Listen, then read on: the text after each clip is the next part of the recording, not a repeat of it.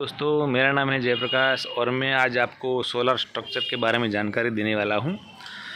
तो दोस्तों, क्या है कि अक्सर हम सोलर प्लांट लगवाने की सोच रहे होते हैं या फिर हम लगवा देते हैं, लेकिन सोलर पैनल लाने के बाद जो एक दिक्कत आती है वो स्ट्रक्चर के बारे में दिक्कत आती है।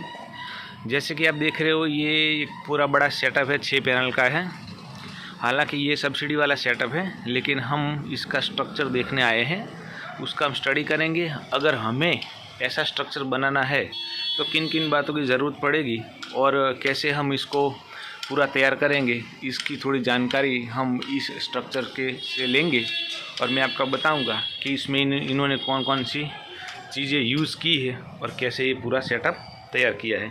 तो जैसा कि आप वीडियो में देख रहे हो, ये 6 पैनल है, गोल्डी कंपनी की है, 545 कि मैं आपको दिखा देता हूँ। देखिए, ये 545 लिखा हुआ आ रहा है और ये टोटल 6 पैनल हैं। मैं आपको आगे से भी दिखा देता हूँ, देख लीजिए।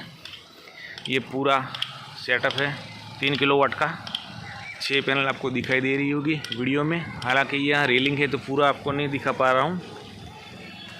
तो ये लगाई हुई है, ऊपर देखो LAP लगाया हुआ है जो बिजली ना गिरे उसके लिए, और ये पूरा सेटअप ऐसे लगाया हुआ है।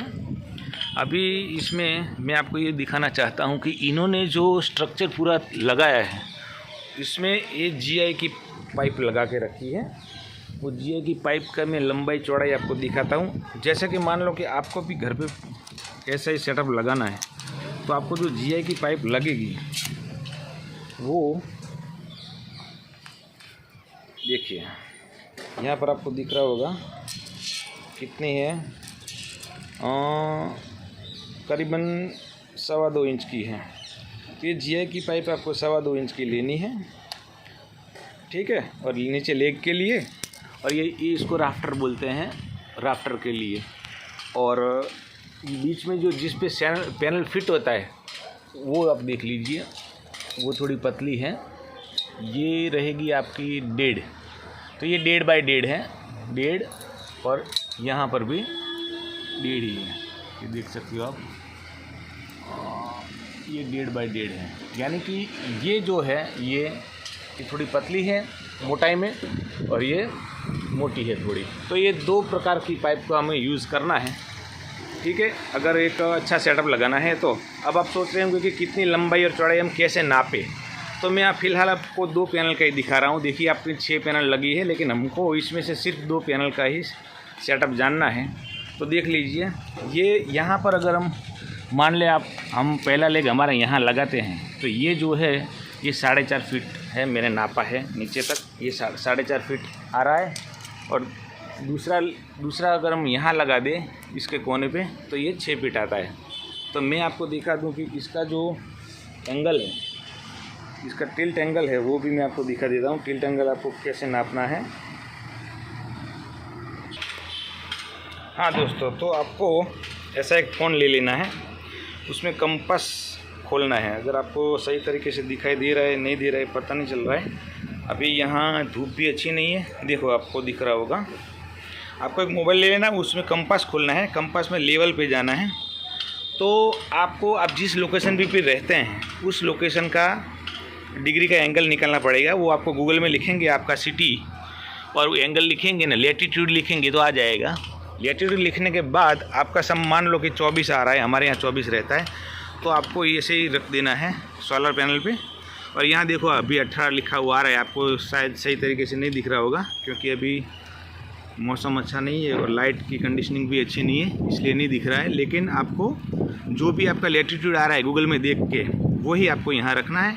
और फ़ोन के ज़रिए आपको इसकी ढलान कितनी रखनी है वो आपको यहाँ से मेजर कर लेनी है।